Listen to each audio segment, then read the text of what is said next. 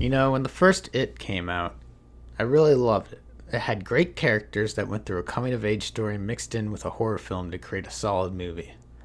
With the sequel focusing on their adult lives, I was a little concerned that it was not going to be quite as good. Thankfully, that's not the case with It Chapter 2. The film takes place 27 years later. The kids are now adults, and with the exception of Mike, are now living outside the town of Derry. However, when people start getting killed again in Derry, Mike recruits all his old friends to finally put an end to it, once and for all. The film was a very enjoyable experience for me.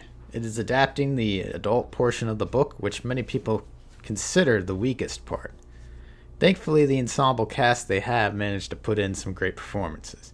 They got James McAvoy, Jessica Chastain, Bill Hader, Azai Mustafa, Jay Ryan, James Romanson, and Andy Bean. They all look like older versions of their younger counterparts. Bill Hader especially to me stood out the most with his jokes and the surprising depth he gives to the character of Richie. There's also a really great Stephen King cameo as a pawn shop owner who pokes fun at Bill for the inability to write a good ending.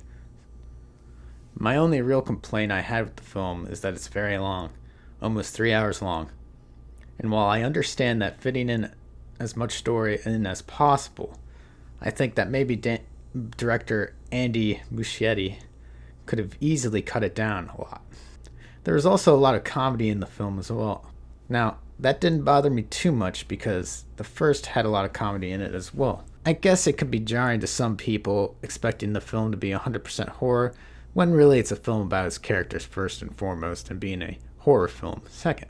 And even then, there's still plenty of horror where it counts, and arguably the comedy allows for some levity after the terrifying moments.